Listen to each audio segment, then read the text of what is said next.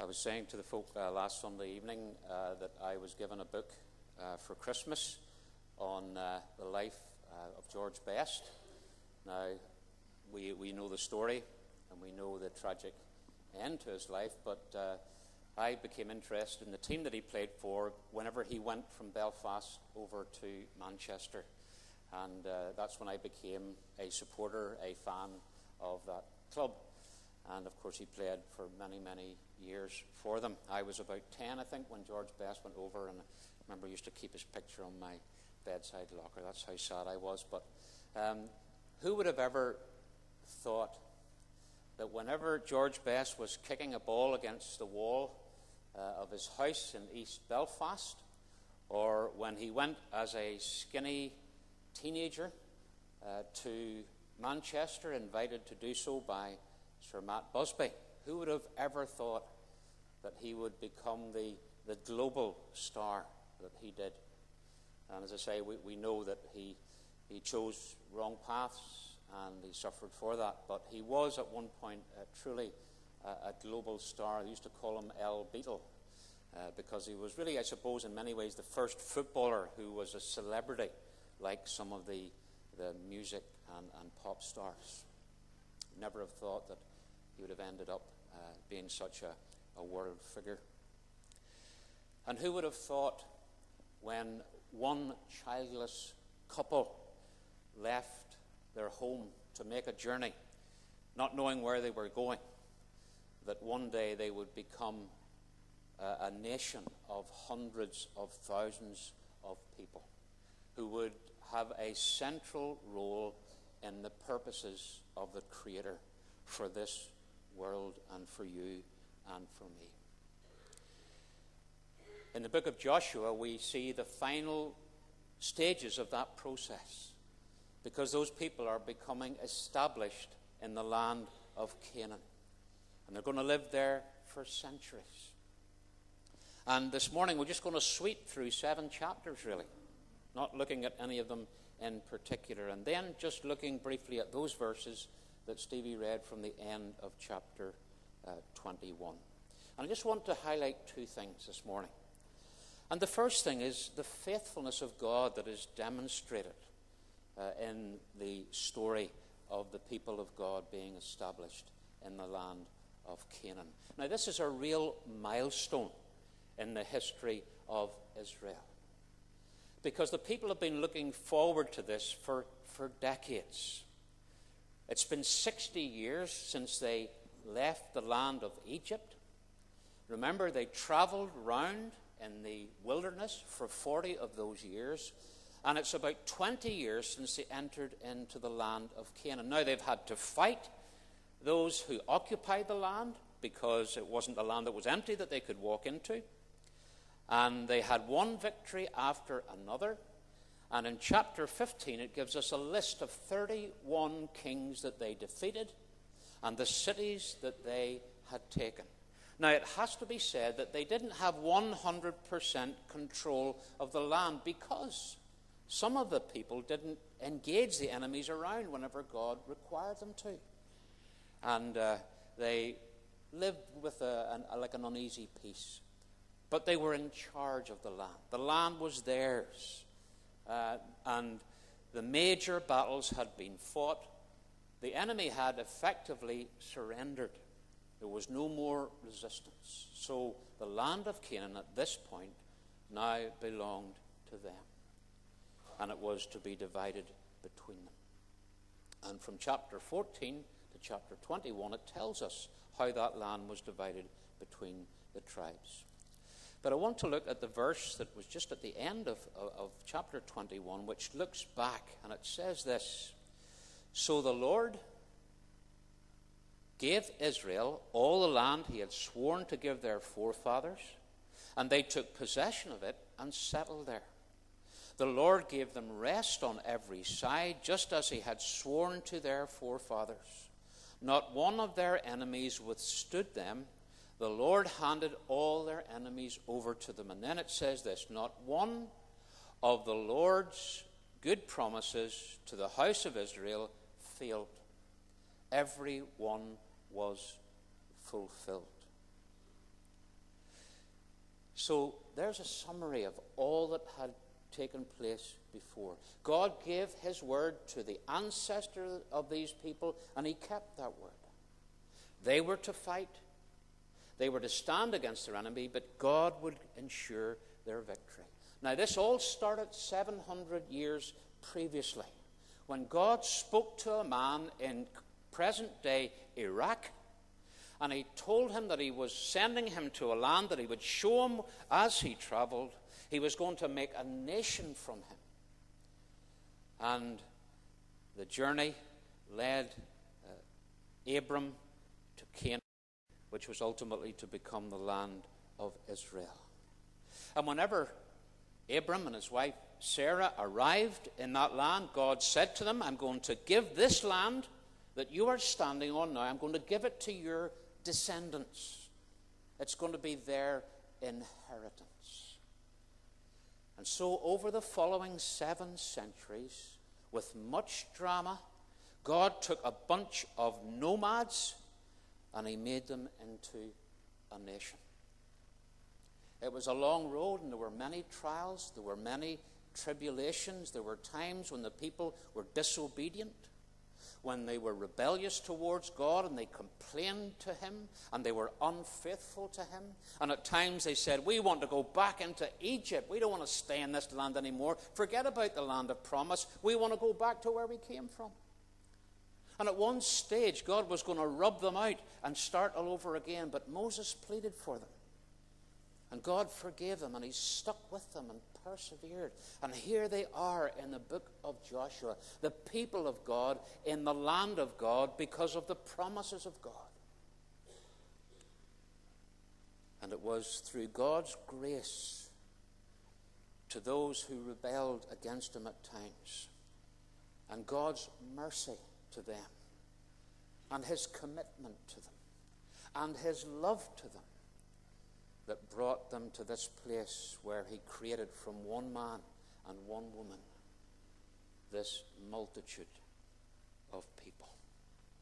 He chose them, he called them, he chastised them, he disciplined them, forgave them, he led them, he gave them his presence, he spoke to them, he fought for them, and above all, he made promises to them. And at the end of it all, God had been true to his word. He had proved to these people that he could be trusted.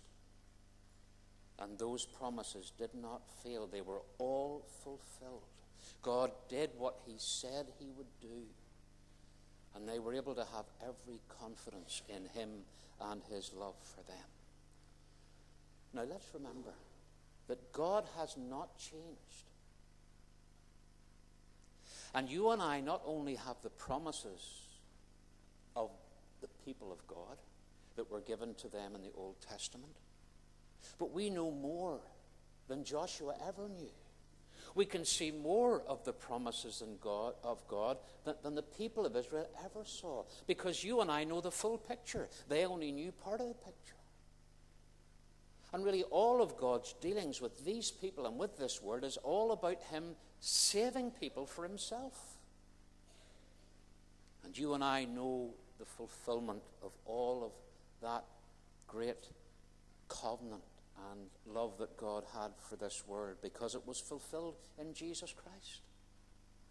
Interestingly, Jesus is the New Testament version of the name Joshua.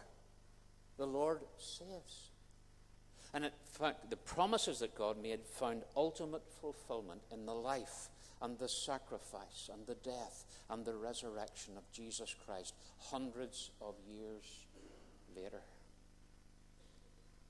And you see, you and I can trust the promises of God, can't we? Because God has shown himself to be one who keeps his word. And that was the summary, if you like, at the end of all the experiences from Abraham right up to the people of God settled in the land of Israel.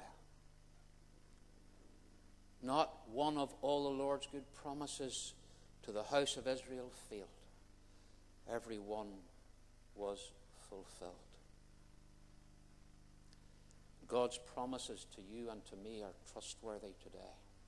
We've sung it already, didn't we? We said, standing on the promises of God. And that is what we do, isn't it? We trust God. We trust his word. We take his word to be true, and we hold it to our hearts, and we respond to it. And the God who proved himself to the people of Israel has proved himself in an even greater way to you and to me. And God brings us, when we respond to him, not into a land, but into the kingdom that will never end. He helps us to fight too, not against people, but against sin and against Satan and the powers of wickedness. And he gives us his presence in our hearts to do that. And we have promises that Joshua never had. We have the New Testament, which is full of the pledges of God that we treasure.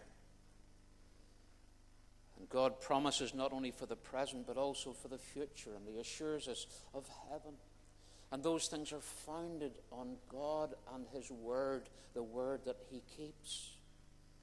If we are his, he says he will never leave us. He will never forsake us. He won't cast us away. He won't withdraw his love from us. He will keep us to the end. He won't let us go. And there'll be a place in the Father's house for us so that ultimately we can be with him. Those are all promises that God makes to his people.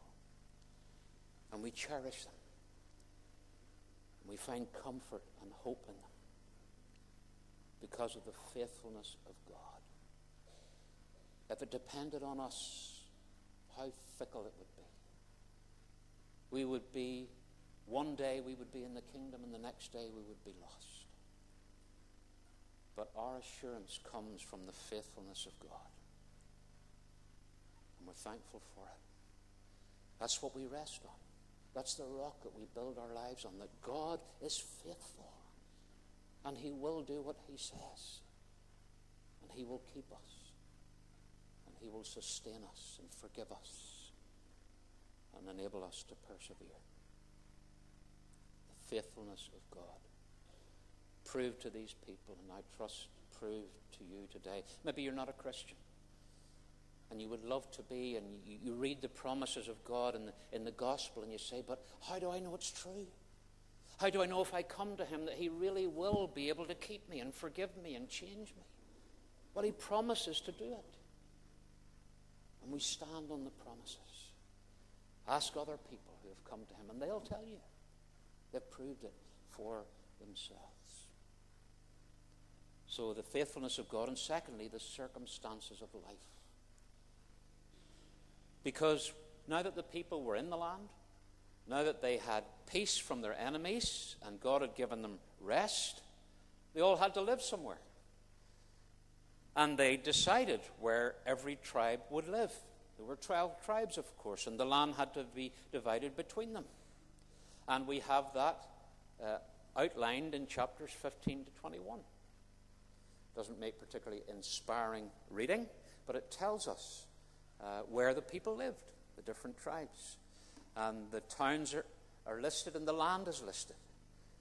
And it says that they received their inheritance. And that was read from chapter 14 earlier on. They were assigned their particular geographical location by lot.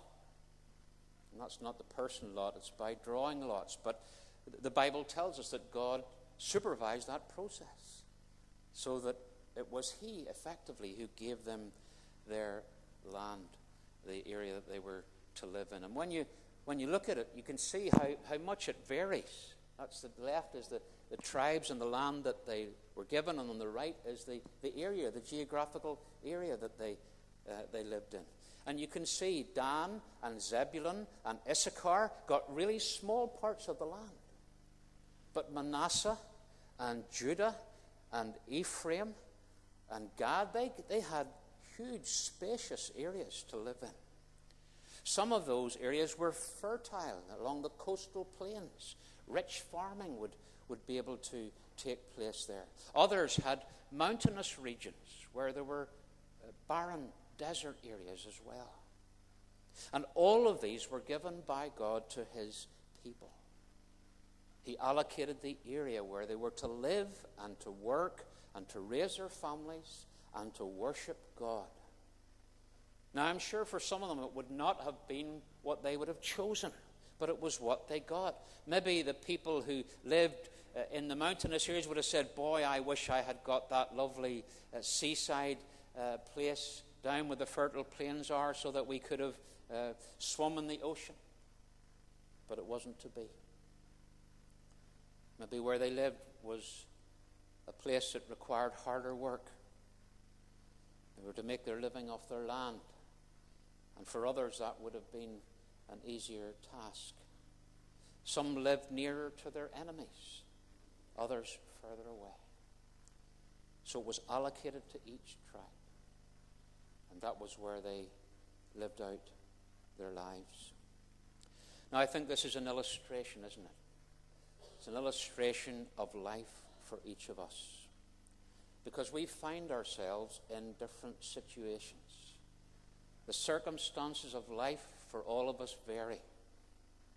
And they are different from other people around us. It's a great contrast often, isn't there, from person to person.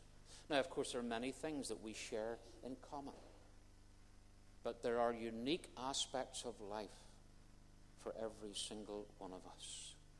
The road that each of us travels in life is very personal. Now, some elements of our lives we have control over, don't we? We can decide pretty much where we live, the school that we attend, the job that we do. If there's a job there, we can study, we can retrain. We decide who we marry, if we get the offer, or if we marry at all. We can decide that the hobbies that we engage in, the sport that we take up. We have control over our habits and the friends that we keep. But there are other aspects of life over which we have absolutely no control whatsoever. The family that we belong to is given to us. Somebody said you can choose your friends, but you can't choose your family. The personality that you have, by and large, is one that you come into the world with. The health or lack of health that you experience. The gifts and abilities that you have. Now, I know we can develop skills, but there are some skills that we'll never develop. The way we look. How others treat us. What they think of us. The children that we have. The grandchildren that we have. And the paths that they choose in life. There's things that enter into our experience. It's not of our doing. Not of our choice. Circumstances that come into life and the lives of those that we love. And at times it means that we find ourselves in a difficult place to live. Maybe it's a barren place. Maybe it's a mountainous desert area. Maybe we've got regrets from the past. Decisions that we made and we feel they were wrong and we say, if only. Choices that we made and we feel they were foolish choices and we wish we'd never made them. But there's nothing that we can do. Maybe today we find ourselves in a place and we rather it would be different. But it can't be. Maybe it's financial today in the present climate. Maybe it's emotional, physical, or spiritual. We are where we are. And God has allowed it to be. Now, we could waste our lives, couldn't we, lamenting how things have turned out for us. We could be consumed with anger. We could be filled with bitterness at the way our journey has gone. We could resent God for the things that we have had to experience. But you see, all that we can say is that this is where we are. This is the circumstance in which I find myself. And God calls us wherever He has placed us to live for Him, to worship Him, to serve Him, to raise our families, to trust Him, and to draw from Him the grace to do that. You see, we can spend our lives, can't we, wishing that it was different. But God calls us not to do that and to allow our lives to fritter away and not to ask why, but rather to ask, how can I use where I am to learn and to grow and to love Christ with all the questions that I have and all the doubts and all the disappointments. A little flower growing in the wilderness. And sometimes that's the way life can be. And God asks his people to be like flowers in the wilderness. Just to bloom where we are, wherever we find ourselves. Now, it may change in the future. Our circumstances may be different in the years ahead. But where we are today is where we are. And God said to the tribes, where I place you,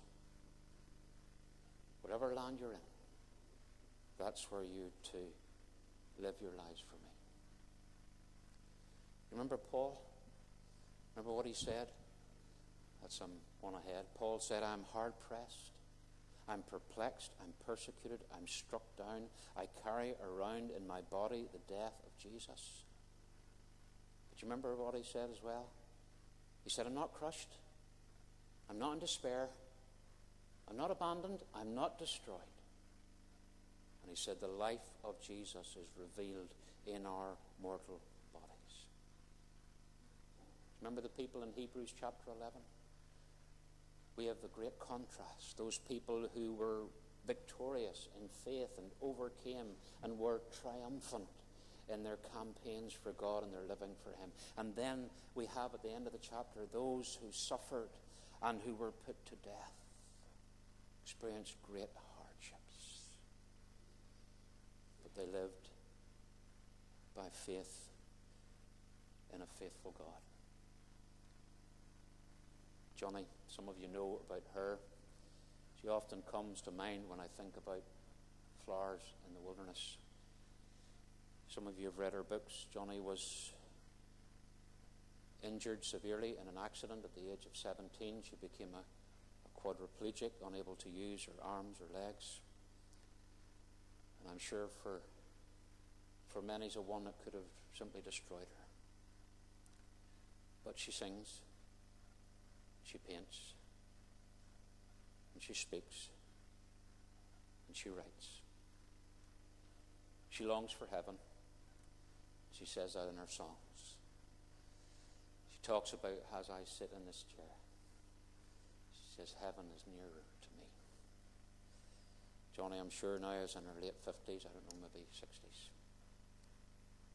She's an inspiration.